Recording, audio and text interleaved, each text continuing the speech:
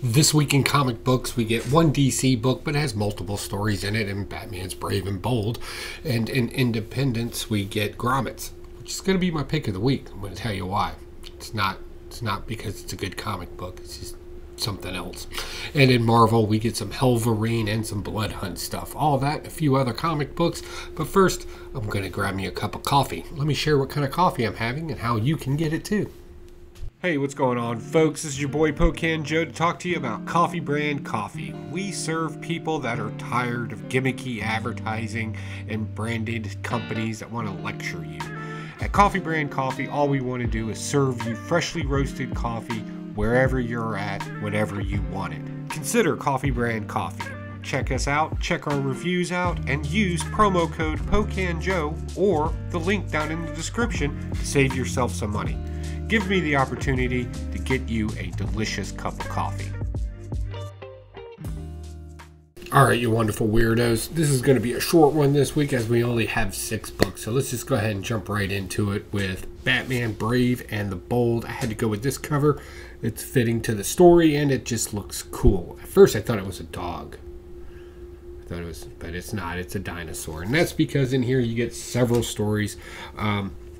One of the stories is about Nightwing working with Deadman, both being circus performers out on the rails of life, traveling around. And for some reason we do this thing whenever we have these kind of stories where we have these kind of lore that are separated around, old hobo type lores riding the rails with a particular character. It is a new first appearance of a new character, but it's just a generic monster at the end of the day. So I don't think it's really going to go anywhere. Some other things that happened in the book is this Artemis story that I don't know why I hate it so much. I really don't. It's non-stop action through it as she fights the U.S. military. This is a continuance from its last issue, and how these soldiers are trying to capture Artemis, a Wonder Woman type character with a little bit of attitude to her. But the narration in it of this constantly world of man thing is just, I don't know, it's kind of off-putting to me. And to kind of slip it into books like this, I don't really much care for it. Some of the more interesting stories in it, Brewster Gold's in it. He travels and meets our Jurassic League. If you don't know who the Jurassic League is, that's what it sounds like. It's the Justice League only as dinosaurs, hence the cover. And of course, Brewster Gold being Booster Gold kind of messes up a timeline and thinks he's coming back to his time, and it's all dinosaurs, and there's a Jurassic League again trying to be a thing. I don't know why I liked it. It's just kind of fun. I'm not really interested in the whole Jurassic League series runs that they've been running lately, but it's something in it. That, a few other just mentionable stories in it. Nothing really huge, but for the most part it was fun. Other than a couple that's just cringy. I don't know what's going on with that. That was the only DC book that I got. So let's just go ahead and jump right into Marvel. We're going to talk some more about this Blood Hunt stuff, and we're going to kick it off with Midnight Suns. So this is interesting. The Blood Hunt series is kind of interesting. Blade being the king of vampires right now, doing horrible things. In this one, we meet our Ghost Riders. Well, kind of, sort of. Johnny Blaze and Danny Ketch are in there as the Midnight Suns, with Tulip, who's joining the team there. It's kind of weird. Some great funny stuff happened in it, but Johnny Blaze right now is not the Ghost Rider, as this is concurrent with another story that's going on, so he doesn't have the power of it, so he's just shooting a shotgun with Hellfire in it. Hellfire is the magical woo-woo stuff from hell that can kill demons, for the most part. And they're, of course, going after vampires at this point. I don't know. It was interesting enough to read, and the truth is I would only pick up another issue of it if there was nothing else and I just felt guilty and I need to spend some more money at my comic book shop. It was fun. There was some fun stuff in it, but nothing really intriguing. Moving on with more Blood Hunt stuff, we get Black Panther. This was a cool cover. And this is interesting too. This one I'm probably more interested in as far as one of the side stories from the main story of Blood Hunt. In this one we get Black Panther goes back to Wakanda. He's infected as a vampire at this point, and the people of Wakanda don't like vampires. Neither do the spiritual ghost animals of Wakanda. That sounds weird, but they have a whole lore behind them as well. And, well, that just makes the king not that welcomed. But being Nobilisk as he is, he tells people, I am the king and you will listen, even if I am a blood-sucking vampire. And his sister kind of understands it too. So that's pretty interesting. I kind of want to see that dynamic kind of broken out a little bit too. So I'll probably be picking up some more of that. Moving on with Marvel, we get Wolverine. Of course, we have to go with the Scotty Young cover on this one because my wife collects Scotty Young covers. I think we got them all at this point. Which, by the way, a lot of Scotty Young covers are going to be popping off in June, from what I understand from solicitation. But back to this story, because that's why you're here.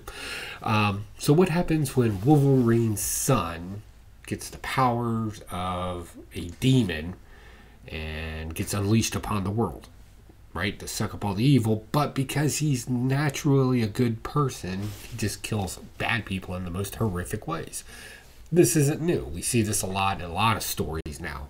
You know, how does an antagonist justify what he does when he's just as bad as the villains? I think this is an interesting dynamic, and taking Wolverine's son to do it is very interesting too. You also get introduced to a new killing squad of hell-infused right, characters that are running around that look like the Borg from Star Trek. Remember those guys that walk around? Yeah, it's weird. It's so weird, but it's entertaining enough for me to keep my attention, so I'll probably be picking up some more of that. And given the fact that I've read most of the other Wolverine issues out there yet, this is probably the most entertaining to actually read. Moving on to Independence. I told you it was going to be a short week.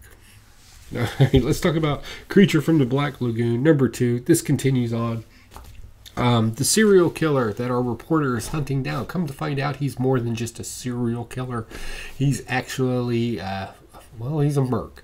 And he's teaching narcos down in South America how to kind of formulate, shoot, kill, do horrible things, right? Serial killer is kind of his thing.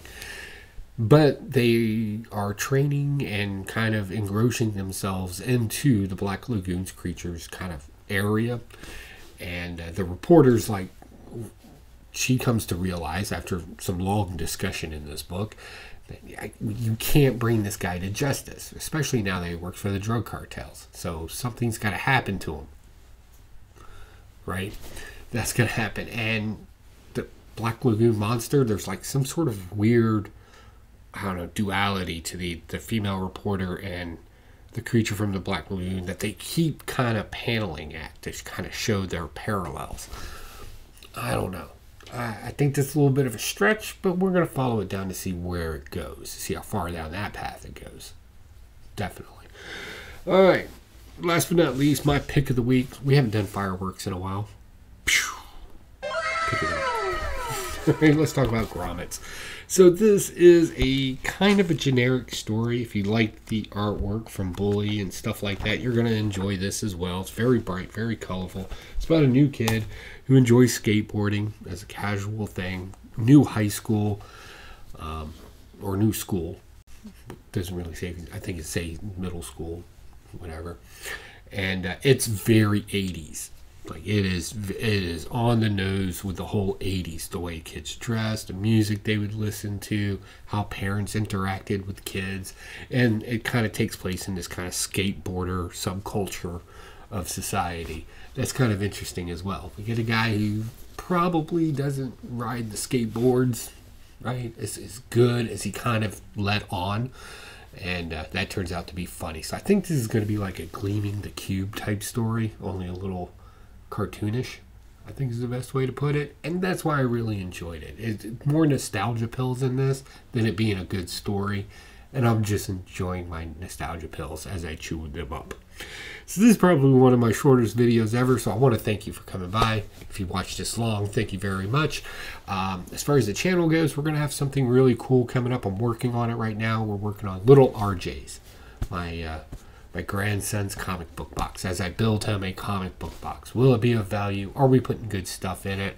I want to get a bunch of the episodes kind of filmed out and kind of launch it so I can try some new editing stuff. So definitely leave a like, subscribe so you can catch that, hit that notification bell so you know when these episodes come out. I think it would be fun because it would be us kind of playing in the speculators market a little bit. I want the box to be of value, but I want to get everything as cheap as I can right now because I'm a cheapskate.